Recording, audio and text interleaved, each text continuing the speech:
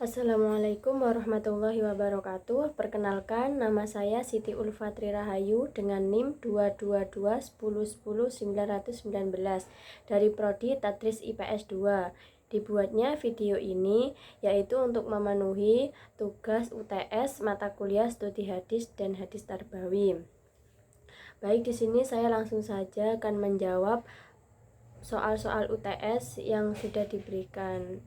Yang pertama, saya akan membacakan hadis. Bismillahirrahmanirrahim. An Abi Darda radhiyallahu an qala Rasulullah man salaka tariqan yaltamis fihi ilma sahhalallahu lahu tariqan ilal jannah wa innal malaikata latad'u ajnihataha ridan li talibil ilmi. Rawahu Ibnu Majah. Kata permulaan matan dari hadis yang sudah saya baca yaitu man salaka tariqan yaltamis fihi ilma.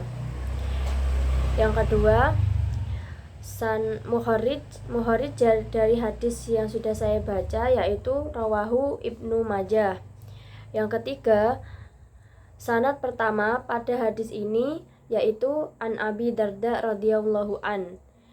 Dan hadis ini termasuk hadis qauliyah.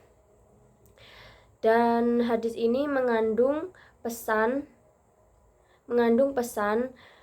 yaitu seseorang yang tekun dalam mencari ilmu maka akan diberi kemudahan dan berkat oleh Allah sehingga memudahkan mereka yang berthalabul ilmi untuk masuk dalam surganya Allah. Pertanyaan yang kedua, bagaimana sebuah hadis dikategorikan sebagai hadis yang sahih serta berikan contohnya. Bisa dikatakan hadis yang sahih yaitu sanadnya bersambung dengan Rasulullah SAW serta perawinya adil, kuat ingatannya dan kecerdasannya. Contoh hadis yang sahih salah satunya yaitu hadis At-Tirmizi. Soal yang ketiga, sebutkan dan jelaskan secara singkat faktor-faktor penyebab munculnya hadis maudhu atau hadis palsu. Salah satu ciri-ciri yaitu faktor politik. Ada yang berpendapat bahwa faktor ini adalah faktor awal munculnya hadis maudhu atau hadis palsu. Hal ini berdasarkan peristiwa Abdullah bin Saba yang mencoba memecah belah umat Islam dengan mengaku kecintaannya kepada ahli bait. Sejarah mencatat bukti bahwa ia adalah seorang Yahudi yang berpura-pura memeluk Islam. Oleh karena itu, ia berani menciptakan hadis maudhu atau hadis palsu. Faktor yang kedua yaitu faktor kebencian dan permusuhan. Adapun golongan yang terdiri dari golongan Ziddiq, Yahudi, Majusi, dan Nasrani yang senantiasa menyimpan rasa dendam dan rasa benci kepada umat Islam.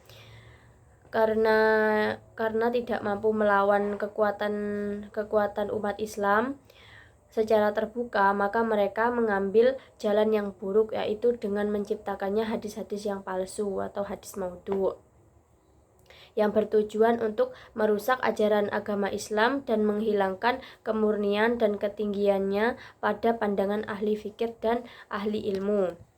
Faktor selanjutnya yaitu faktor kebodohan. Ada golongan dari umat Islam yang suka beramal ibadah namun kurang memahami tentang agama dan mereka menciptakan hadis maudhu atau hadis palsu yang bertujuan untuk menarik orang untuk berbuat lebih baik dengan cara membuat hadis yang berisi dorongan-dorongan untuk meningkatkan amal dengan menyebutkan kelebihan dan keutamaan dari amalan-amalan tertentu tanpa dasar yang benar melalui hadis targhib yang mereka buat sendiri. Lanjut soal yang nomor 4. Sebutkan satu biografi perawi hadis yang saudara ketahui. Di sini saya mengambil biografi dari Imam Bukhari.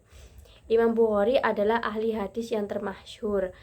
Imam Bukhari lahir pada 13 Syawal 194 Hijriah di Bukhara yang bertepatan dengan tanggal 21 Juli 810 Masehi.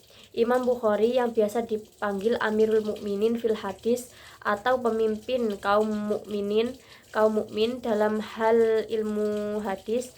Beliau memiliki nama lengkap Abu Abdullah Muhammad bin Ismail bin Ibrahim bil Mughirah bil Bardifa al-Ju'fi.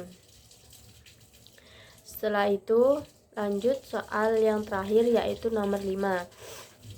Carilah satu teks hadis tentang pendidikan, kemudian lakukan tahrij hadis dengan sistem digital. Di sini saya sudah mengambil hadis tentang pendidikan, tentang penghinaan untuk siapa yang mencari ilmu bukan karena Allah. Bunyinya yaitu Bismillahirrahmanirrahim. Ahbarona Bisru ibnul Hakam qala sami'tu Sufyana yaqulu mazdada abdun ilma fazdada fid dunya rakbatan ila zdada min Allahi bu'da, yang artinya telah mengabarkan kepada kami Bisr bin al-Hakam, ia berkata, aku pernah mendengar Sufyan berkata, tidaklah seorang bertambah ilmu, namun kecintaannya terhadap dunia juga bertambah, kecuali hanya menambah jauh dari Allah.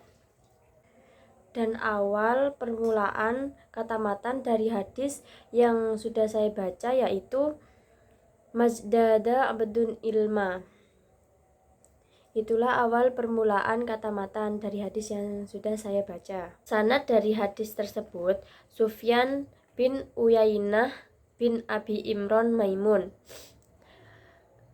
dari kalangan tabi'in, kalangan pertengahan, yang biasa dikenal dengan Abu Muhammad, negeri hidup di Kufah, dan wafat pada tahun 198 Hijriah. Dan jumlah hadis yang telah diriwayatkan yaitu hadis Bukhari berjumlah 416, hadis Muslim 459, Abu Dawud 212, At-Tirmizi 279, Nasai 391, Ibnu Majah 298, Ahmad 821, Malik 0, dan Darimi 129. Dan untuk komentar ulama terhadap rawi dari Ibnu Hibban, Hafidz Mutkin, dari Al-Ajli, Thiqah Tabat dalam hadis. Selanjutnya Az-Zahabi, Ahadul A'lam. Setelah itu Az-Zahabi, Syiqah Tabat. Setelah itu yang terakhir Az-Zahabi, Hafidz Imam.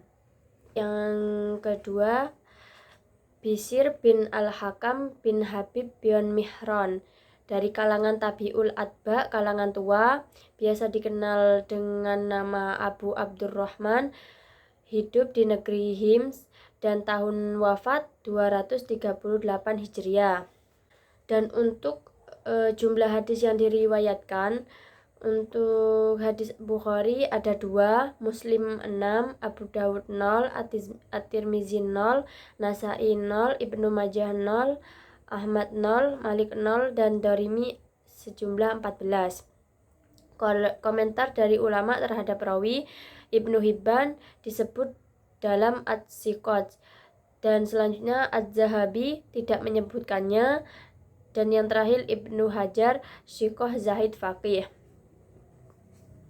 Sekian itu jawaban dari saya. Saya akhiri, mohon maaf apabila ada kesalahan. Wassalamualaikum warahmatullahi wabarakatuh.